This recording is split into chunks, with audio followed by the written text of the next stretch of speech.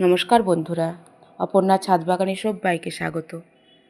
দেখো বন্ধুরা, আমি এখন ছাদে এসেছি। বেলা 11টা বাজে, রোদের প্রচণ্ড তেজ। সেই সময় ছাদে এসেছি আমি পদ্ম গাছটা রিপোর্টিং করব বলে, তোমাদেরকে দেখানোর জন্য। এখন ফেব্রুয়ারি মাসের আজকে 6 তারিখ, আমি এটা রিপোর্টিং করব। এটাই হচ্ছে অ্যাকচুয়াল টাইম। প্রথম থেকে দ্বিতীয় সপ্তাহে ফেব্রুয়ারি মাসে রিপোর্টিং করলে ঠিকঠাক টাইম। কিন্তু আমার ভিডিওটা ছাড়তে একটু দেরি হয়ে গেল। আমার শরীর খুবই খারাপ ছিল, সেই জন্য আমি ভিডিওটা ছাড়তে পারিনি। আমি কিভাবে পদ্ম গাছটা রিপোর্টিং করছি ডিটেলসে তোমাদের দেখাচ্ছি, তোমরা দেখো। এভাবে রিপোর্টিং করলে একটি টিউবার নষ্ট হবে না, খুব সুন্দরভাবে। আমি পদ্ম গাছটার জলটা কমিয়ে রেখেছিলাম, কিন্তু একদম শুকনো করে দিইনি।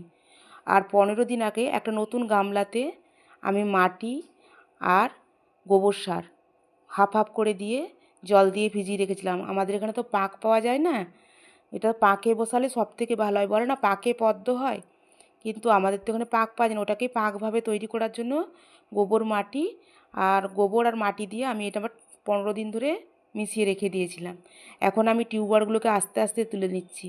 খুব সাবধানে টিউবারগুলি তুলতে হবে, যাতে একটি টিউবারও না ভেঙে যায়, তাহলে কিন্তু আমাদের টিউবারটি নষ্ট হয়ে যাবে, গাছ ভালো হবে না। সেই জন্য আমি আগে টিউবারগুলিকে তুলে নিচ্ছি। কীভাবে দেখো, তুলে নিয়ে এগুলো পরিষ্কার জলে বারবার ধুয়ে নিতে হবে। ধুয়ে পরিষ্কার করে নিয়েছি। আর আমার পদ্ম গাছের গত বছরের এই লাগানো গামলাটাতে এত টিউবার হয়েছে যে এগুলো থেকে অনেকগুলো গামলায় আমি বসাতে পারবো। এবং এগুলো এক হাতের মতো সাইজের শিকড় আছে দেখে নিয়ে এগুলোকে সাইজ মতো ভেঙে নিতে হবে বা কেটে নিতে হবে। আমি এগুলো দেখো দেখিয়ে দিচ্ছি কিভাবে আমি ভেঙে নিলাম। পরিষ্কার জল দিয়ে বারবার ধুয়ে নিয়েছি। যেই মাটিটা আগে রেডি করা ছিল সেই মাটিটাতে আমি একটা বসিয়ে দিচ্ছি।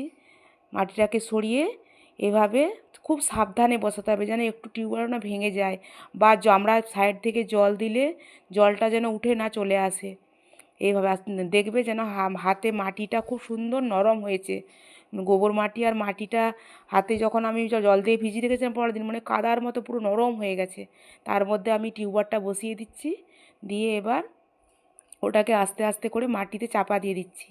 দিয়ে সাইড থেকে গামলাতে জল দেব, একদম সাইড দিয়ে দিয়ে গামলা ধরে ধরে জল দেব, যাতে টিউবারটা আবার ওপর দিয়ে উঠে না আসে। এরকম গামলাটা তো বড়, ওই জন্য আমি দু সাইডে দুটো দিচ্ছি, যাতে আমার গাছটা খুব ভালোভাবে হয়। এবং অনেকগুলোই টিউবার আছে, এগুলো আমি আরও 4-5টা জায়গাতে বসানো যাবে। আমি গামলাটায় তোমাদের বসিয়ে দেখাচ্ছি প্রথমে। তারপর আমি 3-4টে টব নিয়েছি প্লাস্টিকের, যেগুলো ফুটো নয়, সেরকম ছিদ্র ছাড়া টবে বসিয়ে দিচ্ছি।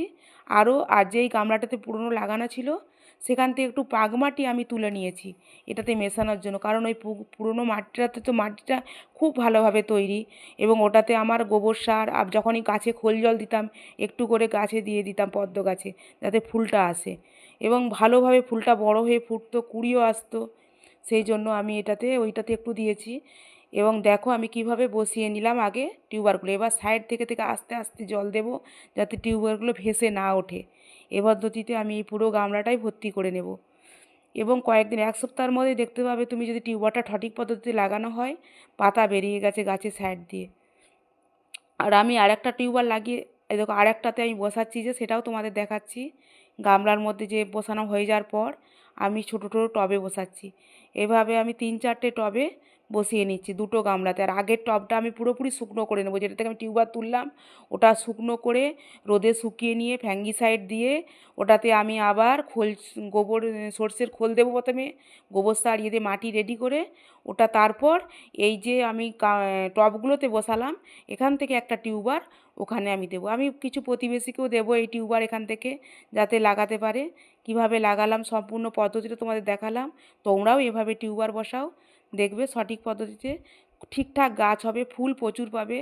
আমি আমার আরেকটা টবে বসানো আছে, সেটা আমি এবার রিপোর্টিং করছি না, কারণ আমি আগেরবার সেটা পরে অক্টোবরে বসিয়েছিলাম, ফুল পাইনি। সেটা আমি এবার ফুল পাচ্ছি এখন, সেটাও তোমাদের ভিডিও আসছে দেখাচ্ছি। তোমরা দেখো। ভিডিওটি যদি ভালো লাগে প্লিজ সাবস্ক্রাইব করে দিও, লাইক দিয়ে পাশে থেকো।